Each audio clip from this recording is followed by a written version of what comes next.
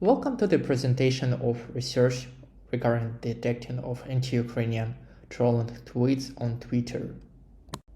Today, Twitter platform contains a large number of trolls that spread anti-Ukrainian disinformation in order to spoil the reputation of the state. And the goal of this research is to detect such harmful trolling content using machine learning methods. In order to achieve the goal, first it's necessary to gather relevant datasets related to the war in Ukraine. After this, it's necessary to develop the experiments plan and conduct a number of experiments, evaluate the effectiveness of each model or method that was used for data classification, and finally formulate summary and recommendations. Our research team manually gathered 6,000 tweets. There are 3,000 of pro-Ukrainian tweets and 3,000 of anti-Ukrainian tweets. The dataset is available on GitHub here, and on the right side of the slide you can see an example of pro-Ukrainian tweet, and the second one is anti-Ukrainian tweet. In this research we use supervised machine learning methods, and it means that every sample in our dataset contains a label that represents a type of a tweet, whether it is trolling or not. Also, it's necessary to understand that we try to solve text classification problem, because as an input we have a raw text obtained from a tweet, and somehow we need to determine to which category it belongs to. Unfortunately, machine learning models cannot work directly with strings, and they require to have numbers or array of numbers. And in order to transform our sentences from the tweets into number representation, we need to utilize a set of NLP techniques that I'm going to share on the next slide. In the current research, the dataset consists of raw text. Unfortunately, machine learning models cannot work directly with plain text, and they need to have numbers. And in order to transform just raw strings into numbers, we need to do text normalization and text vectorization. Text normalization, it is a process of cleaning up the text in order to be vectorized. Text normalization includes removing links, removing non-alphabetic and non-numerical symbols, decanization, lemmatization, stemming, and removing stop words. After this, when we have our text cleaned, we are ready to transform them into number vectors. We are going to use back of words and TF-IDF algorithms for text vectorization. And after this, when our text is vectorized, our machine learning models can consume the data. For the current research, we selected following efficiency indicators. We are going to measure precision, recall, accuracy, and F1 score in order to understand which model performs better. The experiments for the current research were conducted using Colab environment with Python language. On the right side of the slide, you can see the experiments plan. First, we took our raw dataset, we did text normalization. After this, we did text vectorization. We did model training and extracted results. From every experiment, we obtained accuracy, precision, recall, and F1 score. We did several runs for every model. Each model was tested with different text vectorization algorithms, and also we did different level of text normalization. For some experiments, we did full text normalization. Some experiments were without text normalization at all. And also we took some steps of the text normalization to see whether it affects result or not. Current slide contains results of the experiments. This slide displays accuracy of every model. On the left side of this slide, you can see a table.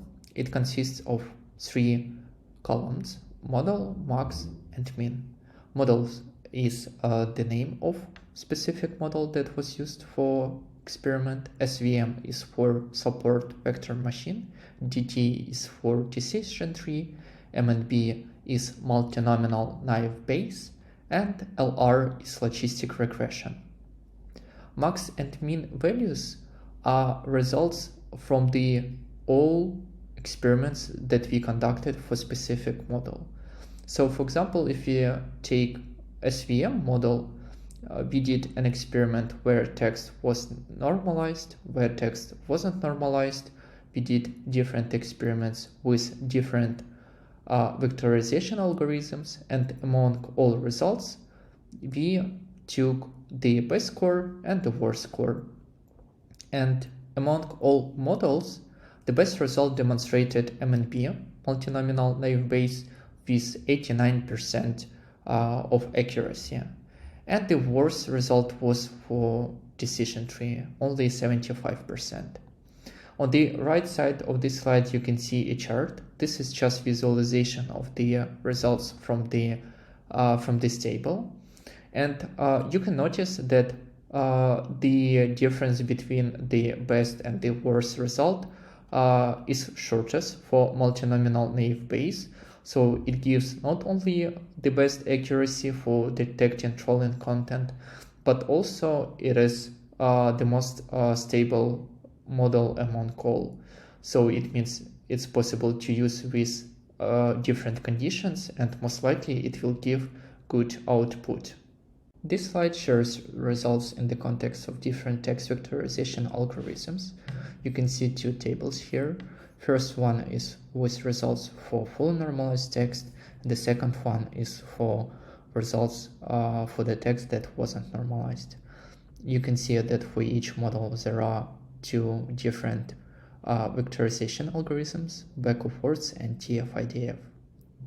For example, for SVM model, this column displays 4 results. For instance, that this model gave the best result for normalized TF-IDF and for the text without normalization. And also the good result demonstrated logistic regression among all possible outputs that was received from the different experiments using back-of-words vectorization algorithm. Some models gave the best result with full text normalization, for example, decision tree and multinomial naive Bayes. Well, let's summarize obtained results. First of all, the best result demonstrated multinomial naive Bayes among all models, and based on the results of experiments, this model should be used for detecting trolling content. Also, we noticed that text normalization doesn't guarantee the best performance, and for every model, it's necessary to try different approaches for text normalization. And also the same situation with vectorizer algorithms. So in different models, different vectorizer algorithms give different results, and it is also necessary to do different runs for every model under different conditions to understand where it will give the best output. Okay, let's discuss conclusions. First of all, our team gathered a new dataset containing anti-Ukrainian trolling tweets related to the war. Overall, we conducted more than 20 experiments for war models, and among all models, we detected that multinomial naive Bayes gave the best output, and it is recommended for detecting trolling content in tweets. That's it. Thank you for your attention.